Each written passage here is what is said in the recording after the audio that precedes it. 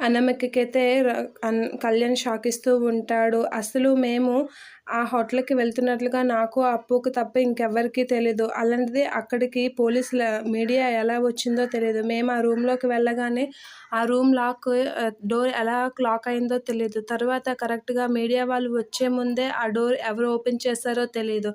అసలు ఇదంతా ఎలా జరిగిందో తెలీదు. ఇదంతా ఎవరు చేశారో, ఎవరు వెనకుండి చేశారో నేను కనిపెడతాను. కనిపెట్టి అదే టైంలో మేమున్న రూమ్ దగ్గరికే మీడియా ఎందుకు వచ్చింది? అసలు మేము ఆ రూమ్‌కి వెళ్ళామని వాళ్ళకి ఎవరు చెప్పారు? ఇంత నింద మా మీద వేశారు. ఈ నింద వల్ల అప్పు వాళ్ళ అమ్మ వాళ్ళు ఎంత కుమిలిపోతున్నారో నువ్వు చూసావా?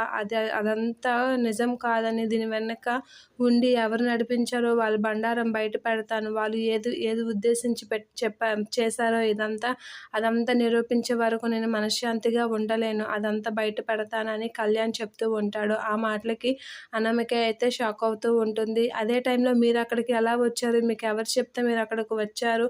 అనైతే అడుగుతూ ఉంటాడు కళ్యాణ్. ఆ మాటలకి అనామిక సమాధానం చెప్పదు. నా వల్ల అప్పు ఒక నింద మోసింది. ఆ నింద తనకి తొలగే వరకు నేను మనశ్శాంతిగా ఉండలేను అని కళ్యాణ్ అనేసరికి అనామిక చాలా బాధపడుతూ ఉంటుంది.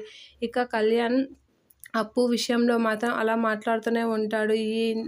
ఇదంతా జరగడానికి కారణం ఎవరు?